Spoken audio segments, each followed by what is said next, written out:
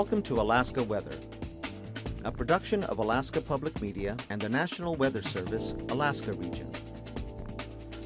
Produced and broadcast daily from the studios of KAKM, Alaska Weather provides complete forecasts, public, marine, and aviation for all of Alaska. Alaska Weather is made possible by the following sponsors.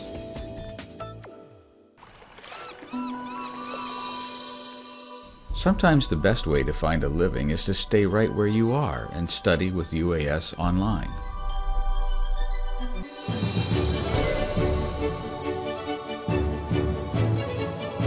Career-specific distance programs from the University of Alaska Southeast are the fastest way to increase your earning power. We connect all over the world.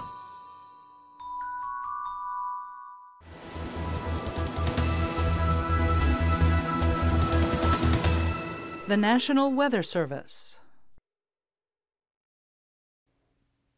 Hello again, everyone, and welcome to this Friday's edition of Alaska Weather on this 7th day of April 2017.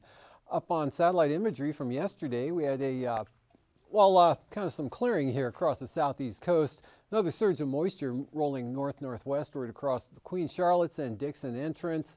Had a band right through the central interior of some pretty solid clouds with clearing on either side.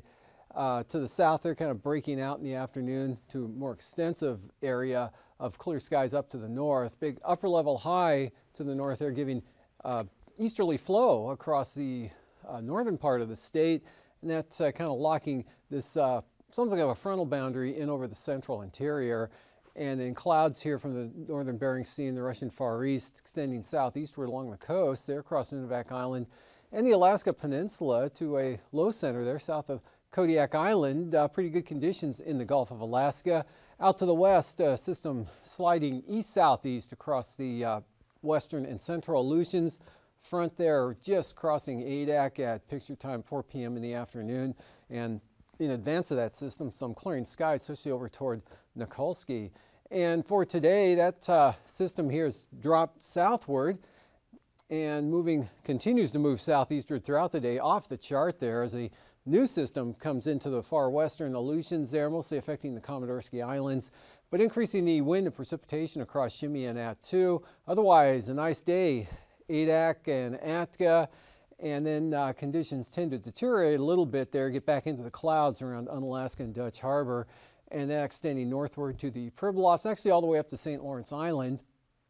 But you can see a fair amount of clearing here across the southern interior. Lots of sunshine today. Beautiful afternoon. Many areas from the Copper River Basin, even Prince William Sound, of course, across Cook Inlet, all the way back out to the coastline there. But Kodiak in the rain with that low pressure center sitting just south of the island there. And that's circulating that cloud and rain pattern right into, especially on the east side there, and extending back toward the Aleutian Range, but not much getting across the mountains down in that area. And then a batch of clouds up here over the northern panhandle, some clearing in the central areas, and then some more clouds on down to the south. Big storm here rolling up the northwest coast, and that's going to be sending some more moisture northward. That boundary there between the colder air to the north and milder air to the south, still in place, but a lot weaker and not as impressive looking as it was yesterday with clearing to the north. Actually, pretty good clearing all the way out to the Arctic coast, although the winds on the east side were pretty gusty, as high as 40 miles per hour at Dead Horse in some areas there. There was a little bit of blowing and maybe drifting snow, or drifting and maybe blowing snow, and some patchy fog, but conditions not all that bad. And then lighter winds back to the west, lighter winds down to the south and clearing, and then some precipitation, light amounts here with that weakening and dissipating band of moisture there from roughly just near the Eagle area or just south there back to the west and in toward the Yukon Delta coast, maybe the Seward Peninsula, and then some light snow also here from St. Lawrence Island with this cloud pattern. Again, very light precipitation all the way down to the Alaska Peninsula, and a little bit heavier there across Kodiak Island, especially on the east side of the island. And a narrow band of showers right through here, but nothing very significant at all. Just a lot of clear skies and sunshine across southern Alaska today. Pick up the clouds about Cordova over to Yakutat, and then a trough right up the southeast coast. There were some clouds and a few showers out in that area. Back out to the west, you can see the advance of that next storm, which tonight will push gales across the Aleutians, shimmying at 2 this evening.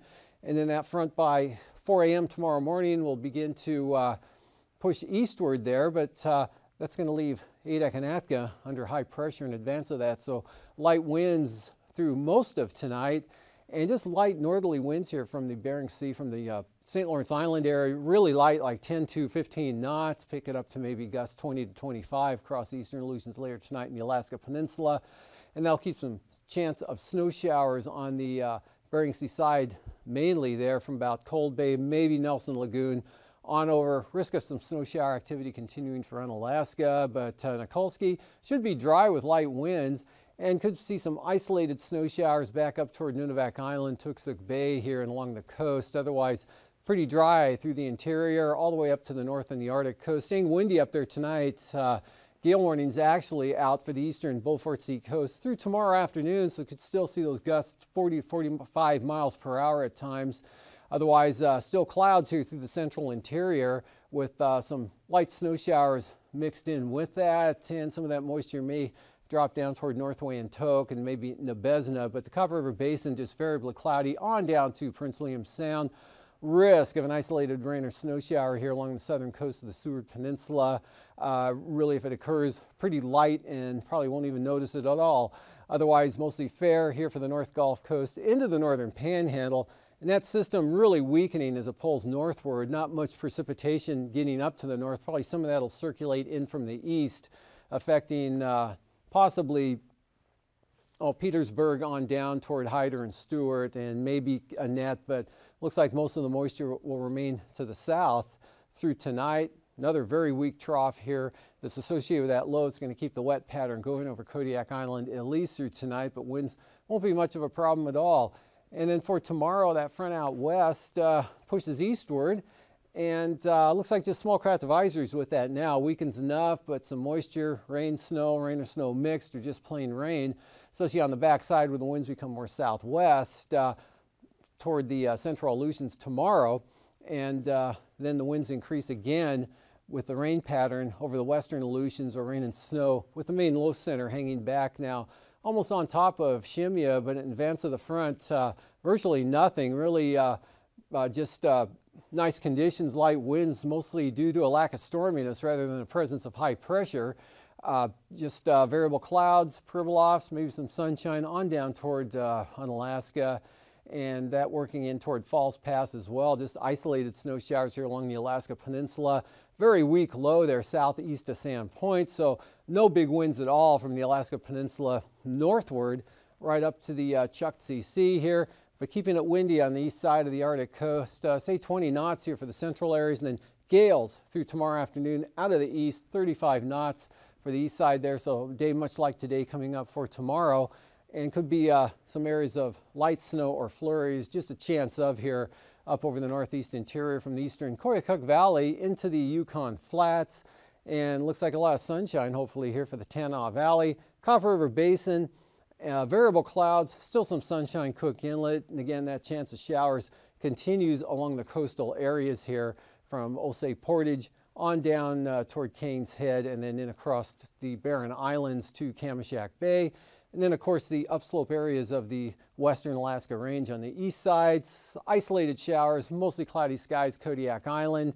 High pressure south of the Gulf of Alaska. No gradient at all, so light winds across all of that area, right up to the southeast coast here. That weak low pulling northward there across the eastern part of the southern southeast coast tomorrow. So most of the rain will be over the southern areas and then eastward, and lighter amounts back to the northwest. Just a chance of showers there from, say, Juneau out to Elfin Cove on up to Haines.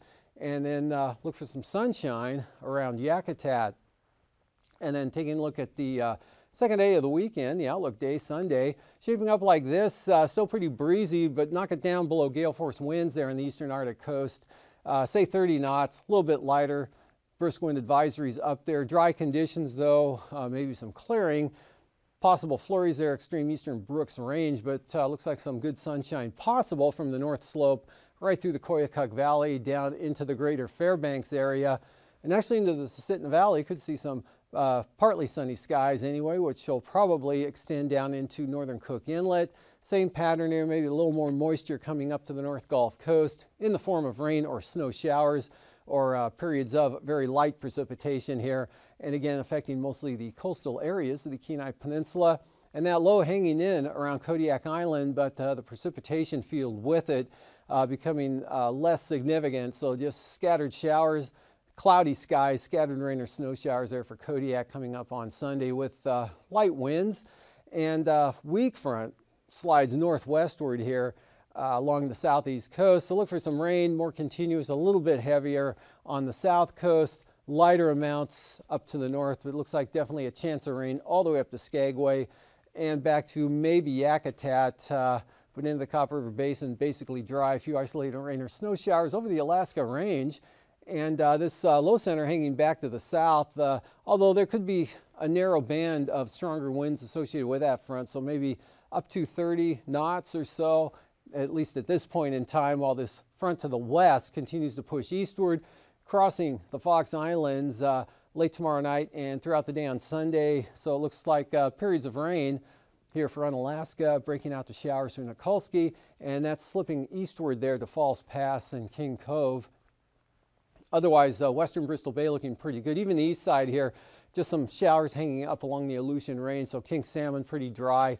And then something of a trough right through here over the western interior. So mostly cloudy skies, scattered snow showers from, say, Iliamna northward and then northwest out to the Kivalina area. But again, that very scattered and light, nothing significant at all. And again, still breezy on the Arctic coast and maybe a little bit of a pickup on the wind on the west side there. But probably staying under brisk wind advisory levels. And for temperatures, over the central interior this afternoon, shaping up like this, right around 30 degrees there at Fairbanks, although down to 28 in Tanana, but up to 38 at Delta. And up to the north, there's a 20 at Arctic Village. Bettles, 31 degrees above zero, 18 Anatuvik, and mid-teens on the eastern Beaufort Sea coast here over toward Kaktovik at 16, and 1 degree there at Wainwright, 7 at Point Lay, and then into the mid-30s there at Kivalina, but Kotzebue at 30 above zero. Same thing over at Ambler. And there's Eagle with 24 degrees. South of the Alaska Range, Gulkana up to 42 degrees. Talkeetna 48, upper 40s here, Anchorage area. Kenai Peninsula basically in the mid-40s with a 47 at Cordova. And then for the Panhandle, anywhere from the upper 40s or mid-40s to mid-50s. 55 Skagway, 56 at Wrangell, and a 53-degree reading here at Metlakatla. 48 Elfin Cove, upper 40s North Gulf Coast into Cook Inlet. 44 at Homer, and upper 30s for Kodiak Island. And out to the west, we've got mid to upper 40s northeast Bristol Bay, 47 Iliamna, about the same at King Salmon, and drops into the lower to mid 30s here for the entire Alaska Peninsula. Out to Unalaska, just 32, upper 20s for the Pribilofs, with, of course, sea ice now down around St. George and the heavier stuff on the north side of St. Paul. And temperatures near 40 for the western Aleutians. Lows for tonight, not a lot of change in that pattern there, with lower to mid 30s for the Aleutians, mid 20s Pribilofs, lower 20s St. Lawrence Island, 20s, lower 30s over the southwest interior. Below zero now from the Brooks Range on out to the Arctic coast. 5 to 10 below at the coldest, with single numbers down to about Eagle, 20s to lower 30s southern Alaska, and milder for the Panhandle. Highs for tomorrow about like today here. Mid 40s to mid 50s for the southeast coast, 40s southern Alaska, cooling in the 30s Tanana Valley, and then 20s Bettles, Fort Yukon, north of the mountains anywhere from 5 to maybe 15 above, 30s to lower 40s, especially for Bristol Bay, lower 40s for the Aleutians. Flying weather tomorrow showing a lot of scattered IFR here, mostly across southern Alaska. And then more extensive area here in the Gulf, but back toward Kodiak Island with that low center there. Also up the west coast, maybe into the northwest interior. And then tomorrow afternoon looking a lot neater, especially the graphic here with the swath of marginal stuff along and north of the Alaska Range with that boundary there extending back down toward Togiak Bay, maybe up to St. Lawrence Island. Pretty good conditions here till you get up to the eastern Arctic coast. Could be some areas of IFR there, and then big area IFR pushing eastward there in toward Adak and Atka. And for Anaktuvik, VFR tomorrow, and same thing for Anaktuvik and Adigan, both VFR. Lake Clark and Merrill, VFR, rainy, same forecast. Could see some marginal VFR, maybe southern or maybe on the north side there. Either side, it's possible to see marginal for windy tomorrow. Same thing for Isabel and Mentasta. And for Tanita, VFR. Portage looking really good, should be VFR. Chilkoot and White, VFR. Freezing levels, 2,000 feet, southwest coast. Otherwise, a little above or below that here, eastward. And then at the surface, late tonight, early tomorrow morning, all the way up to the Arctic coast. And then we've got some warmer air here over the Panhandle, 2,000 to 4,000 feet or better. And then a narrow area, 2,000 feet coming up ahead of that front in the southeast flow to the central Aleutians.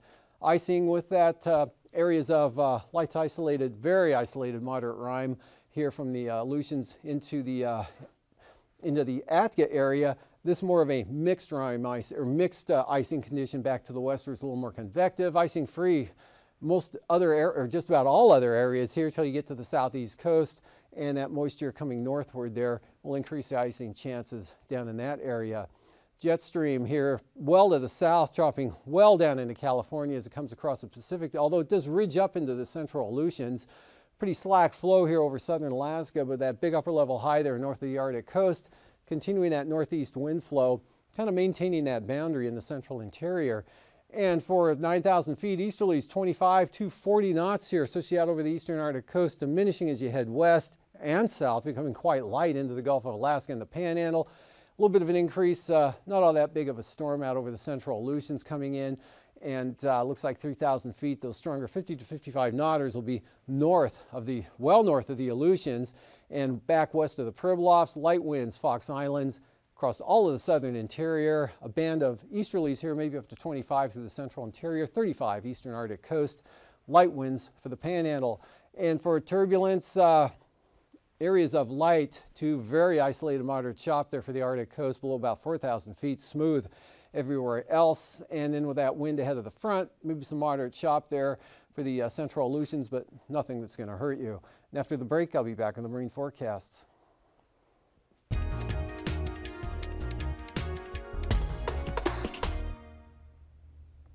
Good evening, everybody. I'm Mary O'Connor with the Alaskan Aviation Safety Foundation and the National Institute for Occupational Safety and Health. On behalf of Alaska Public Media, thank you for watching Hangar Flying. This evening, we are pleased to have Mr. Michael Page on the show. Michael is the winner of the 2016 Ellen Paniak Memorial Scholarship, which was given by the Alaskan Aviation Safety Foundation. Welcome to the program, Mike. Nice to be here. You're currently working on a degree in aviation technology, but you actually had a career in aviation before you started your coursework at UAA. I'd like to say thank you for your service and ask you to tell us about what you've been doing. Absolutely. I've been interested in aviation since I was about 3 years old. But for the past almost 10 years, I've worked active duty and with the Air National Guard up here in Alaska as a air transportation journeyman, basically loading and unloading all of our cargo aircraft and dealing with all of our passengers and anything like that on board that. I've served all over the world, been stationed in Germany, Korea, and of course here, but done numerous deployments as well. Wow. So an air transportation journeyman, would that be similar to a civilian loadmaster? That's exactly basically what it is. Like I said, you're in charge of calculating weight and balance for the aircraft, doing up all the documentation, the releases for the cargo and passengers if it's required, and making sure that everything is properly secured on board the aircraft before flight. Okay. And you mentioned that you have been interested in aviation since you were a little tyke. Yes. How did you know that you wanted to be in the military and work in aviation? I'll admit, I've always known since probably I was at least 5 or 6 that, you know, aviation is where I wanted to be. My dad was always real big into aviation and all that. Okay. Always bring me up to the airports. But Schooling's always been a challenge, so I knew that the military and my love for the country was where I wanted to go, so why not mix the two and go to the Air Force? Oh, that's great. So then, as working as a load master, if I can call it that. Absolutely. What types of aircraft did you work on? Anything that we could carry passengers or cargo on. The Air Force has, the big C-5 Galaxy. Dealt with that on a daily basis. The C-17s that we have here at Elmendorf constantly, and our C-130s. Also our tanker aircraft, our KC-135s and our KC-10s, all the way down to our tiny little C-12s, the King Airs.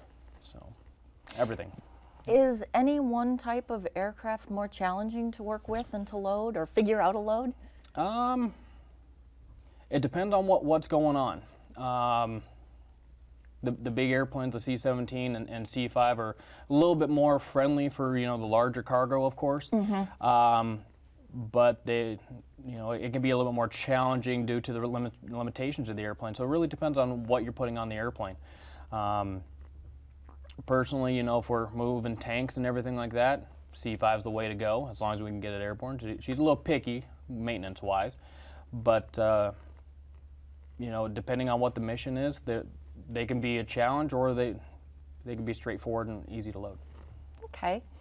Well, currently you are working with the National Guard as a crew chief on the Pavehawk. Do you prefer working with fixed or rotor wing? This is a completely different job. It is. I'm considered to have gone to the dark side. Is the way that my brothers that are still in the air trans world look, but when it comes down to it, they still fly. I still love both of them. It's a little bit more challenging as a helo, and we're hanging up there by a Jesus nut, but there's good and bad to both. It depends. Everything in aviation is about the mission. It depends on what you want to do. So this job itself is a bit more challenging or more exciting? It's definitely more exciting. Up here we get to do all the a lot of rescues and everything like that. And the nice thing is that it's a year-round mission that never stops for us. Where active duty, I could have a lot of downtime and everything. This, I don't know what I could be doing from day to day when I put the uniform on and go over there. Oh, sure. So that would make it more challenging, not knowing exactly what to expect. Oh, it can be. And where when I was active duty, you knew what mission you were going to do, and you stuck to that mission set. Where up here, we can be flying a training mission and then get a radio call, and we've been diverted directly into an active search and rescue or medevac or something like that. And you mentioned that you've been called out on those already. Yes. Yep. Well, this past weekend, my brothers and sisters and I, we went down to a mountain marathon and pulled a snowboarder off. Great. So. Well, thank you again for your service. It's been wonderful having you here. It's been a pleasure. Appreciate it, ma'am. We'll look forward to having you back. I'll be here for you.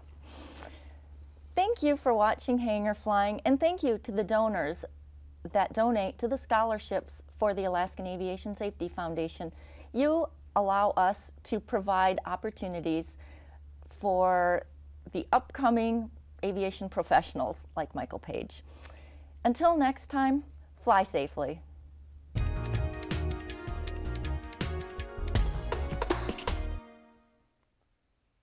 Welcome back. Today's sea ice analysis showing 4 to 7 tenths down around St. George Island now, and even to the south, with the heavier ice now on the north side and northeast part of St. Paul, and possibly even less ice than what's shown here to the across Bristol Bay with those strong east winds. And it looks like maybe over the weekend, winds starting to become a little more southerly or southeasterly here, and definitely first of next week, and then ice will start retreating back to the north. For forecasts here, west-northwest, 15 to 20 knots along the outer coastline, kind of a light and variable condition here, all the way up Lynn Canal, maybe north 25 knots, and then those drop back down to 15 knots for Sunday, down through Stevens Passage, southeast 10 for Clarence Strait. And then small craft advisories, 30-knot winds on the south coast, east 25, dropping back to 20 to the north. Prince William Sound, light northeast winds tomorrow, same thing for Cook Inlet, south of the Forelands, north 15, east 20 for Kachemak Bay, 15 to 20 knots southeasterlies up the east side of Kodiak to the Barrens, really light winds to the North Gulf Coast. And for Sunday, not much change, 10 to 15 knots. Easterlies for the North Gulf Coast, southeast 15 the Barrens, up to 20 for Kodiak Island on the east side, northeast 20 Shelikof Strait. Back around to the east for Kachemak Bay, light winds continue, Cook Inlet and Prince William Sound. Bristol Bay, east 20, Alaska Peninsula, north 20, pick up to 25 knots here, some higher gusts through the passes, and then southeast 20 from Castle Cape to Sitkinak. And then for Sunday, light winds, Bristol Bay, southeast 20, Sitkinak to Castle Cape. Small craft advisories from Castle Cape to Cape Sarachev, but 20 knots on the Bering Sea side of the peninsula. For the Fox Islands tomorrow, 15 to 25 knots, northwesterlies across Unalaska Island, turning southwest for Nikolsky. And then maybe some minimum gales possibly pushing eastward here into the central Aleutians. Small craft advisories to the west. Sunday, north 20, 25 knots, and 25 knots westerlies south of Adak and Atka, and now just south to southwest or southeast 20 to 25 eastward to Unalaska. Southwest coast north to northwest 15, northeast 20 for St. Lawrence Island. Pretty light wind day coming up for St. Paul there with seas down to 4 feet. And then that'll pick up to 25 knots, increasing in the afternoon for the Pribilofs there. Light along the coast, maybe up to 20 knots for St. Lawrence Island. On the Arctic coastal areas there, eastern Beaufort Sea coast tomorrow through tomorrow afternoon, east 35 knots, brisk wind advisories the central coast, lighter to the west. And Sunday, east to northeast, 15 to 20 knots here. And again, brisk wind advisories from the central coast, east to demarcation point.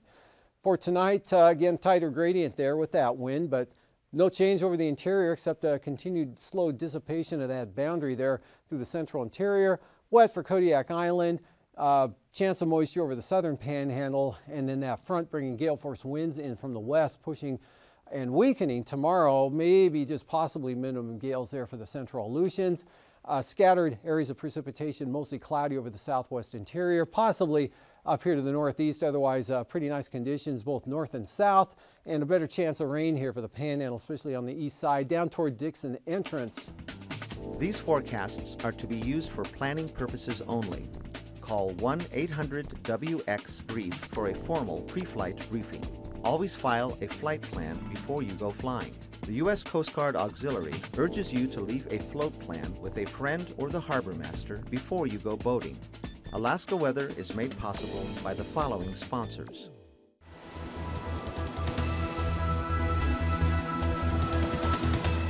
The National Weather Service.